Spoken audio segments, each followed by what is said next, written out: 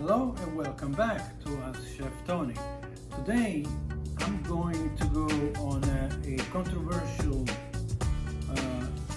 recipe with a little bit of a twist. For many years, as long as I remember and before, we have had the question of the everything parmigiana, the eggplant parmigiana, done in a certain way in the south, in the north, in America, in Germany, and whatever, whatnot, breaded or not breaded. But then there are, and that's the only one I know from growing up. But then when I came to America, I discovered that there were other variations of this parmigiana. There was a chicken parmigiana, there was a veal parmigiana, there was a pork parmigiana, a chick, whatever, everything was parmigiana. Which, to me, parmigiana involves parmigiano from Parma. A person from Parma is a parmigiana. But anyway, besides going into history, I'm gonna go totally off, keeping the topic, but off the traditional. I picked, as you can see in my last couple of episodes, I discovered a lot of cactus pie here, and they grow in different forms. I always focus on the fruit, which is so beautiful. Sometimes a purple, orange, fantastic fruit to do a lot of things with. But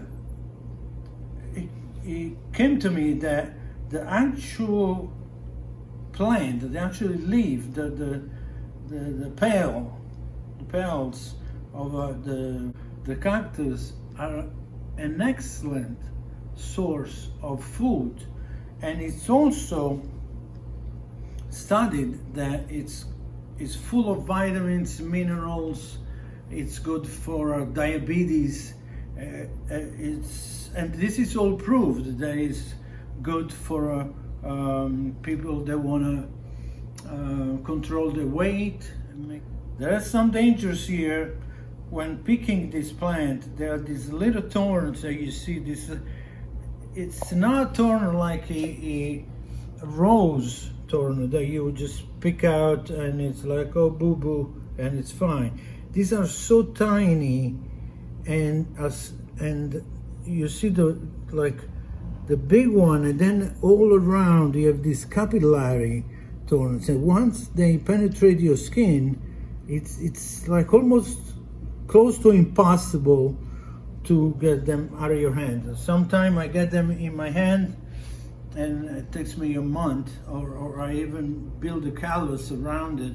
You can see on my thumbs, but I'm used to it. So anyway, so I collect a few of those today, and I am attempting to make a cactus pale parmigiana.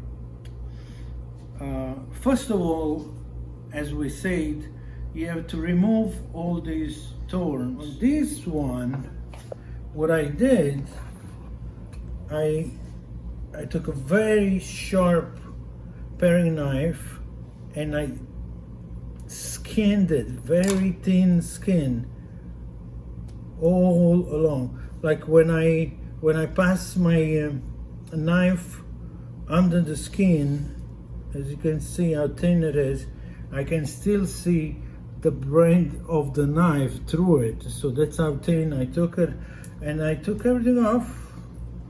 I can pass my hand all over it, you know.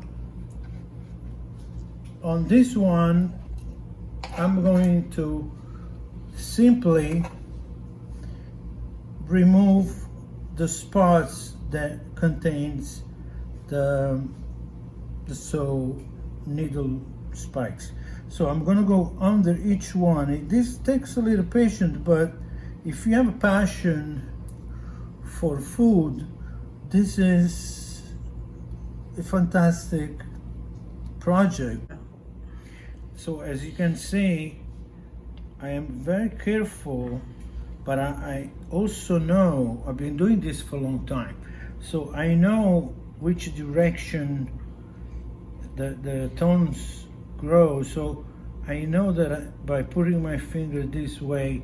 But if you're doing yourself, it's a very good idea to wear some rubber gloves or some gardening gloves, you know, something that I even have. For example, I bought some of these gloves, which are just utility gloves. They come in a set, but the lining is solid leather, so it's hard, so you can wear one of these. At this point, I have pretty much, as you can see, I can put my hand on it, nothing is happening, but on the edge are tricky, because you see this little one here, this is gonna grow into a fruit, and the fruit is gonna have thorns in its turn, one here, one there. So instead of go pick around, I'm just gonna go and take the whole contour here of all of that. It's all nice. Ow! Just kidding. And then at the end here, this is the part that is attached to the plant. As you can see, it's very woody. So I'm gonna see when it gets a little soft, it's about here. I'm gonna cut this piece off, and there you have it. Now we have one that we left, we took the thorns off, but we left the skin on. We have this one that we totally skinned, and we're gonna blanch them. So water is boiling. I'm gonna lay them down. I'm doing one with skin, one without, as we discussed. Just like a minute on each side, just to let it get some of the gelatin out, to make it more clean to the taste. I'm gonna take this one first.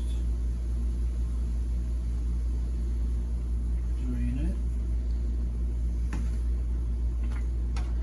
This might need just a touch more.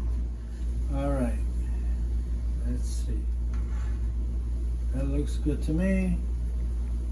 Now we are done with this part. We're gonna let it cool down in a minute, and then I'll show you what's next. Cactus, right here. Cactus parmigiana. We cleaned all the thorns, we cleaned everything. So we are basically going from this to this, or two. We're gonna do the typical, what we would do with chicken or veal or whatever meat you would do. We flour it. And remember, this one we left the thin skin on, so we're gonna kind of see both ways how it's gonna go. On this one, though, I want to make a point that with a growing number of vegetarian, vegan, and this, by the way, it's pretty much vegetarian all the way, except for the eggs. But if you have problem, if you're vegan and you have a problem with eggs, I have an alternative. I made a mixture here that probably not too many people know. I use a arrowroot. Arrowroot is it's made from plants. It's plant derived, and it's used a lot in babies cookies, you know, the Arrow baby cookies, I think they're called. So there is nothing animal made or anything else. So I did this. Usually you can mix it with hot milk and mix it with hot water. So we could do this 100% vegan. So I'm gonna cut this one, which I skinned totally, and I'm gonna make half one way, half the other way. So we're gonna have a taste of all of this. Let me twist this one. There we go.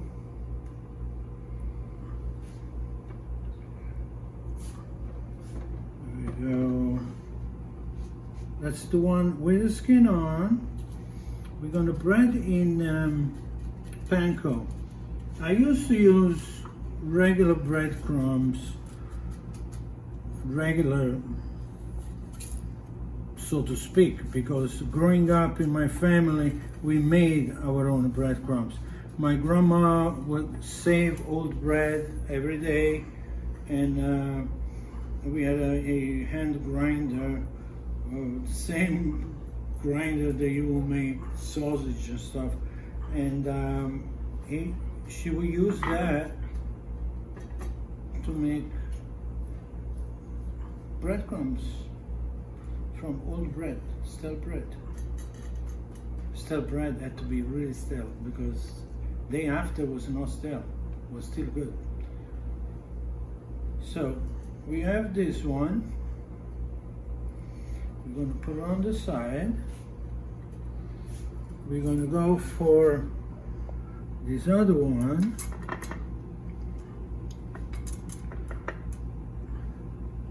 Which is the one that is skinned all the way. We're going to do the same process. Always remember when you use raw eggs, chicken, etc. You gotta wash your hands. As the oil gets prepared, I'm going to show you what are we going to do with the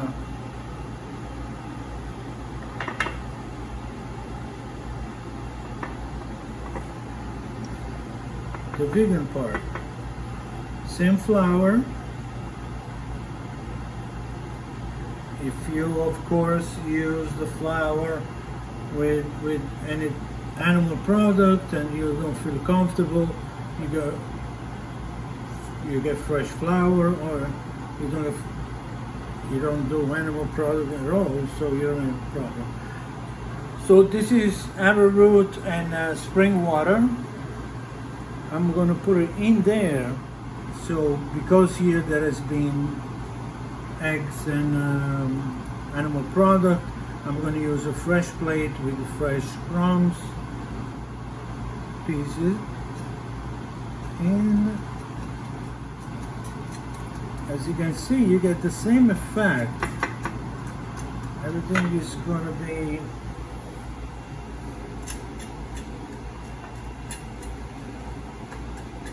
I also press down a little bit so it gets nice, and there you go. Because I don't want to cross the animal product with Virgo, I'm gonna go with vegetarian first. I'm trying to achieve, as you can see, this golden color all over. And also in the middle, this is an electric stove. With a gas stove, we have a different distribution of heat. With an electric stove, the heat is concentrated in the middle. So I turn it, I monitor it, make sure that I'm not overcooking it or anything like that. Look at this beautiful color. We could eat this just the way it is, with a little spice on top, or we can make it parmigiana with pomodoro, mozzarella, and we're going to experiment in a few different ways, and we're going to report to you. If you come close enough, you can hear the cracking.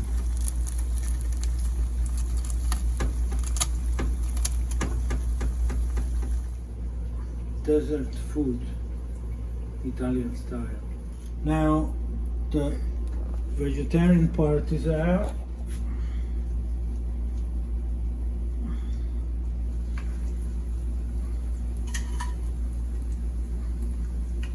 If you watch one of my past episodes that I made stuffed peppers, you can see that I use vegetarian mozzarella. Look how beautiful this is. If that is not a beauty.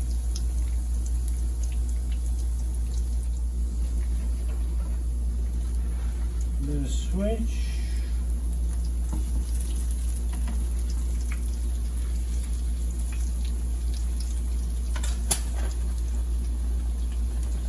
I have to say,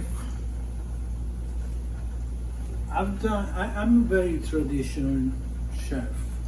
I endorse a lot of the recipes from my family, from my grandmother, my grandfather, my great-grandparents. I even have all the tools that they used over, like if you see that rolling pin right there, it's probably 120 years old, from my great-grandfather. So I really endorse the old style. Bring back the old cuisine with a little twist.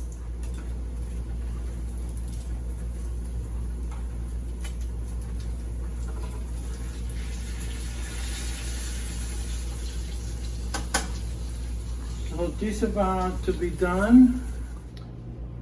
So as I said, we went off the books totally tonight. We did the parmigiana, but instead of any meat, whatever you name it, chicken, veal, pork, whatever, we used cactus leaves. So here we are. We have our cactus panel here. I layered the pan with the fresh tomato that we cooked. I'm gonna put that and that. I'm gonna put that aside a minute because I don't want to get too soggy. On this side, because I don't want to mix it. I could have put everything in the same pan, but I want to do separate. For matter of fact, I'm going to use a different tool for our vegetarian friend. So use a little bit of tomato at the bottom so it doesn't stick too much, like that. And we're going to place our vegan cactus. I'm going to put some of our tomato sauce, all natural olive oil, basil, garlic, and that's all. Now we're gonna put some cow milk mozzarella. Just kidding. I have right here a plant-based made cheese. And if you look at my previous episode, you'll see that how do we make this. So I'm going to spread that over it. And that is for you, my friend, vegans, vegetarian, or just somebody that wants to be a little healthy for a while. You can spice it up if you want with a little paprika, a little basil. There is basil already into tomato, but okay. There is one for the rest of the population here. I am going to also top with my pomodoro. And by the way, I do not call marinara because marinara in Italy means something totally different. Marinara comes from the marinari, the people that go fishing all night for 7 days and come back with food for the entire family, and etc. In this case though, we are going to do cow milk mozzarella. There we go. Now it's time. If you see the tomato might be a little bit on the dry side, so I'm going to add a little olive oil, good olive oil. Same thing on this one. We're going to add some fresh basil later on. It's time to go in the oven. If Carmela, please follow me.